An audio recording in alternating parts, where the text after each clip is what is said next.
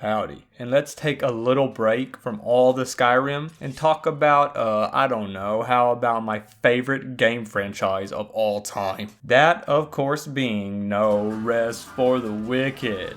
But hey, don't burn me at the stake. I have stated that little fact about myself countless times. As much as I adore talking about my love for Sandes Drenum, we all need some variety. And hey, I love making videos about Borderlands every now and again, and I thought now was the best time. Why is it the best time, you may ask? Well, because after the last DLC released of Season 1, I decided to repurchase the game for PC, since I originally had it for PS4, but I splurged and got the Super Deluxe Edition while it was on sale, which had all the DLC at the time.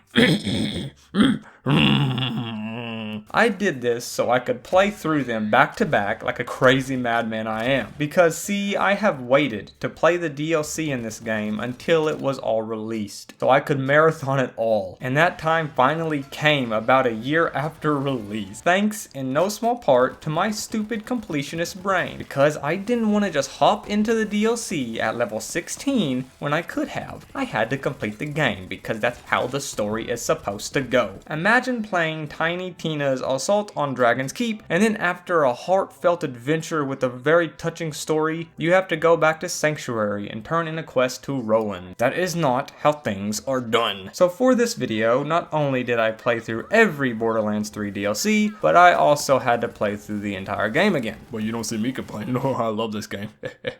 Borderlands is my baby. But anyway, since I have completed all the DLC, I thought it would be fun for me to give a quick review of each one of them. My thoughts, stuff I liked, stuff I freaking hated with an unending, undying because, oh, we will get to that, trust me my friends. 60 hours later, I can finally make this video. But you may notice the footage looks a little, how do I put it? Oh yeah, bad. Well, that's because when I was recording footage, it came out looking like this. Yeah, I've had this issue before with other games, and usually it's a very simple fix, which I did that fix. Then it came out looking like this. And no, my game didn't run like this, it ran as smooth as butter, but the recording is still trash. So I chose the lesser of two evils. So well, I have to do this and this to even make it fill the screen, kind of. This only did this with Borderlands 3. I don't know, man. Skyrim recordings turn out perfect, and other games I plan on making videos on also came out crisp and absolutely perfect. Borderlands just doesn't return my unending love, I guess. We have a complicated relationship. You wouldn't understand. Let's get into this though, with our first DLC,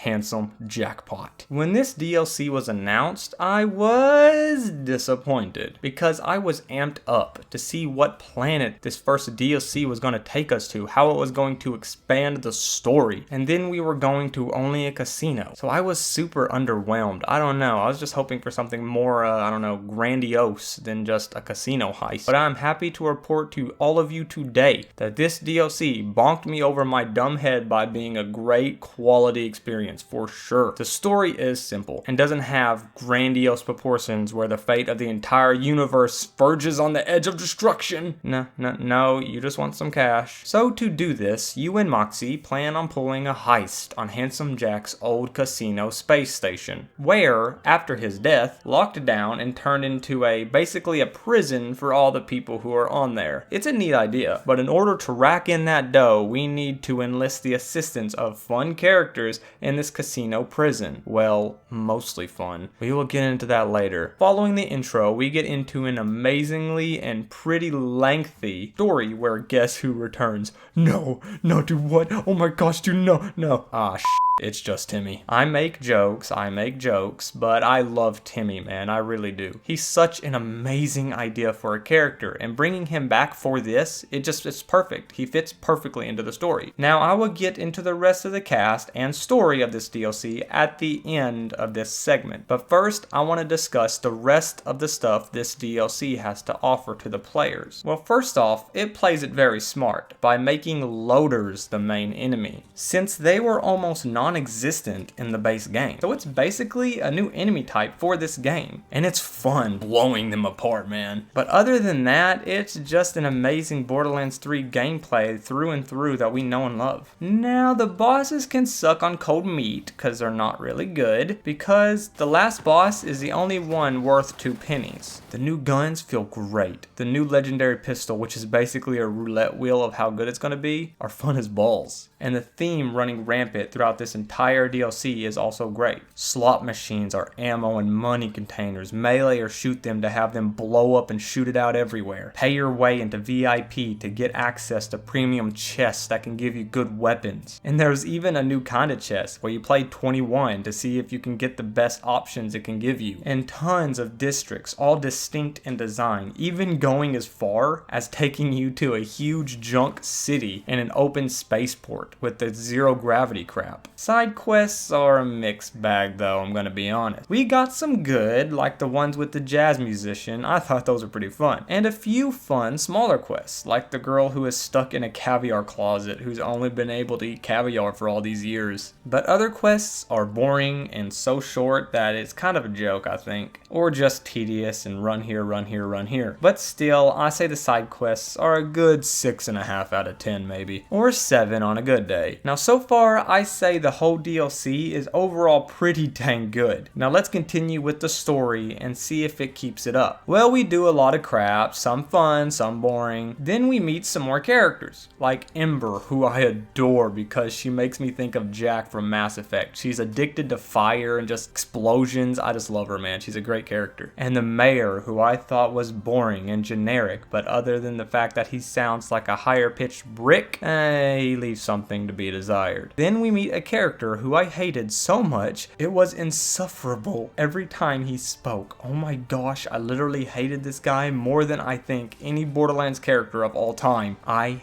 hate him. I cannot specify that enough. And the game thinks he's some amazing character that we're all gonna love. No, that's not the case. Oh, while I'm on the subject, the bad guy also sucks. Just a rich high roller, nothing fun at all. The final boss is great though, and Timothy has an awesome arc and ending with us successfully heisting as well as freeing the residents. So overall, yeah, it's a great time. Time for the second DLC to see if it keeps up with what's rolling pretty good so far. Okay, before we actually get into the meat and potatoes of this next DLC, as they say where I live, you know what I'm saying, I need to let you know some facts about me. That being my undying love for horror. I mean, I adore this genre immensely, man. So needless to say, I am also a huge fan of the work of H.P. Lovecraft. I have read countless of his books and many other books that take influence from him. So let's say when I seen that my favorite gaming franchise was going to collide head first with one of my favorite authors, boy, I was happy as balls. Okay, so now that you know that little fact about me, let's get into the DLC, shall we? Guns, Love, and Tentacles has a slightly more grandiose story, but not by much, sadly, because Hammerlock and Jacobs are getting married, which is adorable as crap since we've seen them get engaged in the end credits of the base game. But anyways, you are on your way to their wedding, and when you get there, some stuff happens, and let's just say Jacobs accidentally gets possessed by an ancient god, and it's your job to figure out what's going on and save him before he is taken by the abyss. And just like the last DLC, I'm going to put the story on pause to go over the rest of the DLC in depth. Again, with this story, we get the return of classic characters. Gage makes a return, except she's basically just Tina but less insane. I am actually kind of disappointed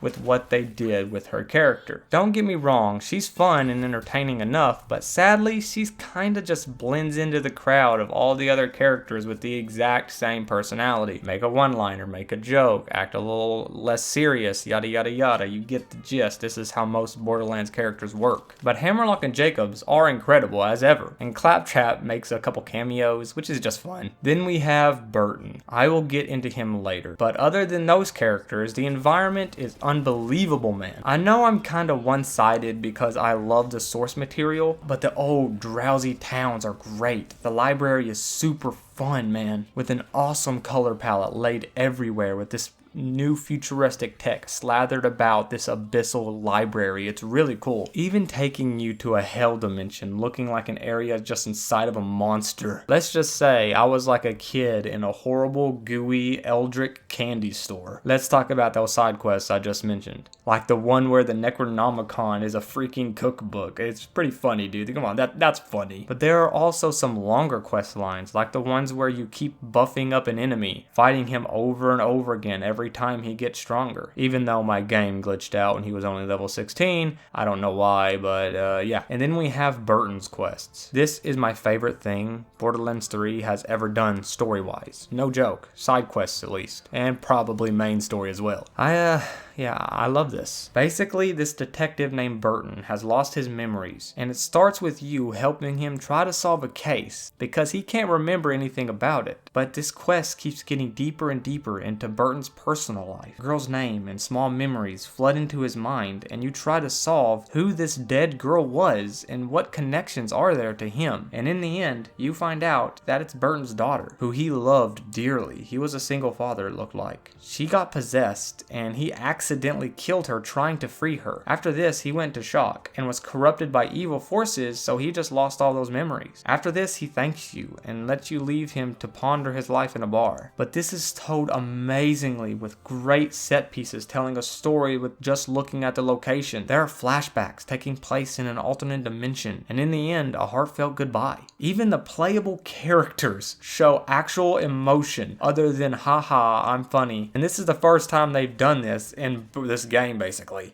Looks like you're gonna be alright, little lass. You let her go!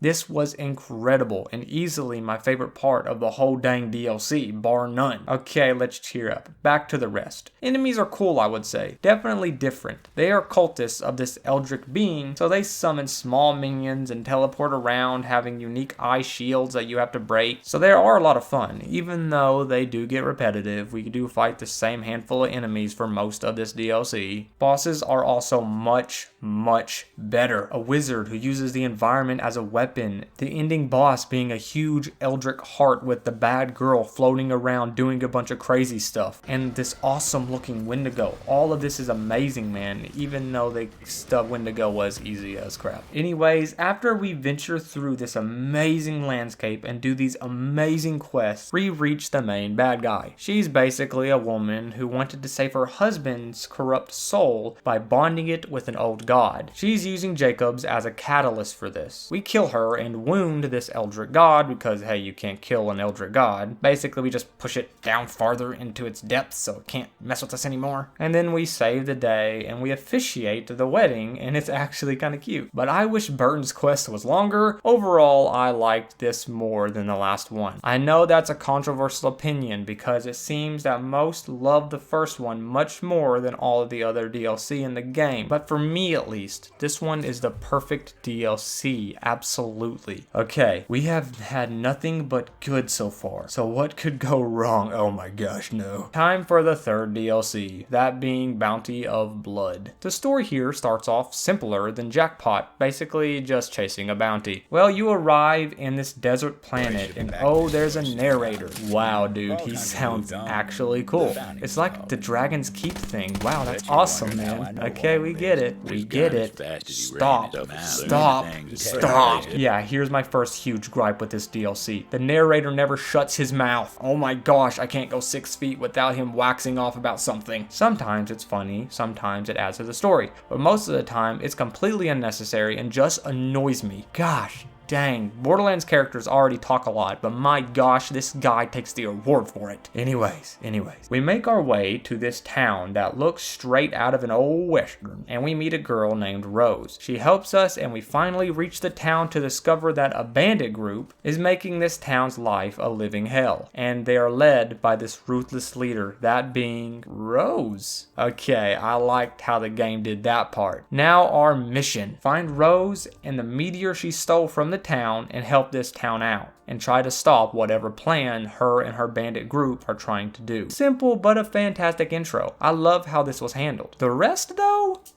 Nope. I think this is the definition of a 5 out of 10. I would even say 4, if I have ever seen one. First off, no returning characters. None. Whatsoever. And the new cast is nothing special, to say the least. Just cookie cutter fodder. Add Zed. Oh my gosh, he would fit perfectly. A small town doctor, that fits perfectly. But no, we get planks of wood giving us quests. There's only one who I could see some potential in being pretty decent down the line. The rest just suck. They try to make another strong, awesome woman character, but we already have 1,000 of those in this game, because they basically make up so much of Borderlands 3 that it is hard to move 2 feet without running into one. So this one is nothing new or special compared to all the others. Okay, I have ranted enough. Let's get into the positives. I like the aesthetic. The western look and design is amazing, and I really enjoyed the location. The villain is intimidating, if not a little absent for most of the story, but still. Some fights and areas were awesome, like the bathhouse. And of course the final boss was sick as crap, dude. The rest of the bosses were decent enough, I would say. So yeah, this expansion also adds a new vehicle, and it's worthless because it's just so similar to the motorcycle we already have, and you can only use it in one area. Why not give us a horse or something? A robotic horse, I don't know. We build a bond with it throughout the game. I know that would be much harder to make, but still, it would be different. This DLC also adds 2 new game mechanics. These crystals that you can melee and send a huge energy wave. It did crap damage, so I didn't use it at all. Oh, and they added jump pads. They are jump pads. What else do you want me to say? They're fun. The side quests were okay, I guess. I mean, as you do the quests, the town will actually fill out with the people who you did these quests for. It's a nice touch, but they just stand there, so I don't know, man. What else do you want me to say? This DLC was so just meh. It's shorter than the other 2 and not near as memorable. Story is generic and the new cast is so boring. Anyways, we track down Rose and she summons the huge monster being from this meteor that was actually an egg. It blows up, and not gonna lie, this scene is straight up awesome. Look at this, it's so cool, and the narrator adds to this part actually. Then we kill it.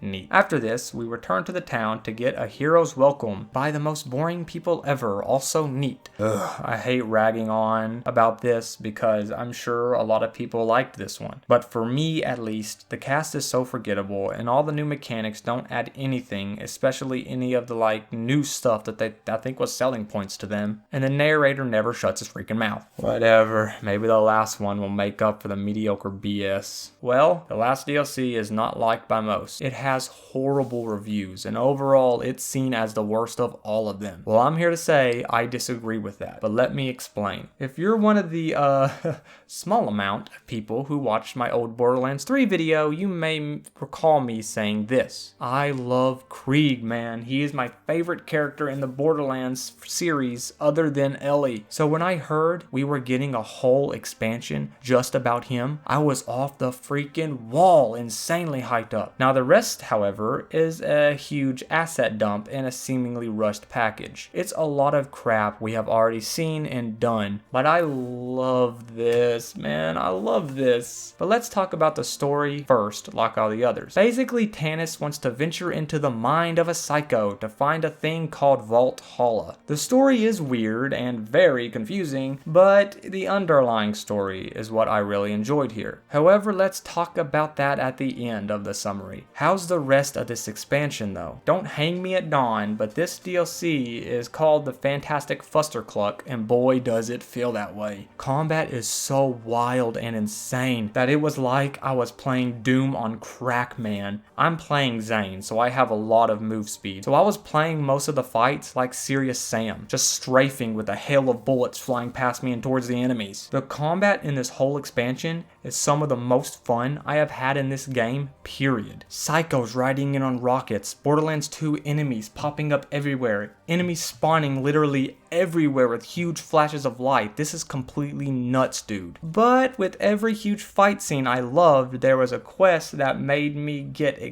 actually angry by how short and simple they are. Okay, I get it. They are trying to explore emotions with these quests, but at the end of the day, they are so simple. It's click, click, listen, oh, we're done. Okay, no joke. There are a few exceptions, but they are few and far between. Also, the hub area is a joke. Just read reuse assets all over with only 2 NPCs in it. However, the maps you go to, they are freaking nuts. A huge mishmash of old areas thrown together like a toy box with crazy stuff going on in the background, huge things to see everywhere. I loved this part so much, just the aesthetic and design of all these areas. Just look at this. The map design is like giving a kid a lot of candy and having them explain what the perfect war zone for their toys would be. Another thing worth mentioning is that the only characters in this DLC are basically Good Krieg, Crazy Krieg, and Tannis, which some might hate, but I love all of these characters, so I wasn't complaining. Better than the Coma Incarnate in Bounty of Blood. So I've listed a lot of downs and a lot of ups, but I think to summarize this best for me, it has some of the funnest gameplay segments available in this game, and it also involves my favorite Borderlands characters, but it's hampered a lot by really bad side quests and copy-paste assets and enemies everywhere, and it's shorter than all the other ones. I'm not lying about that. But I can't help but love this one. This is definitely something I will be coming back to a lot when I play this game again. Okay, back to the story. Basically, Sane Krieg wants to escape the prison of his mind, so you have to get all the pieces of this statue to venture into Vault Hala to help Krieg escape into a robot body that Tannis has prepared for him. But you learn all about Krieg's history through this DLC, and all of this makes me love the character much, much more. In the end, you fight an amazing boss. Bosses in general in this DLC are great. And the final boss is freaking awesome. Looks straight out of God of War. It is sick. Then Krieg realizes he belongs here, so he stays with his other half. And it's a bow on an overall mixed package. Definitely only get this one when it's on sale for sure. But to conclude this video overall, I really enjoyed going back to my favorite game franchise. And this was a great time in the end, other than a few redneck hillbilly downsides. If I were to rank these on a personal enjoyment, I mean personal because I love horror so much, I would say Love, Guns, and Tentacles,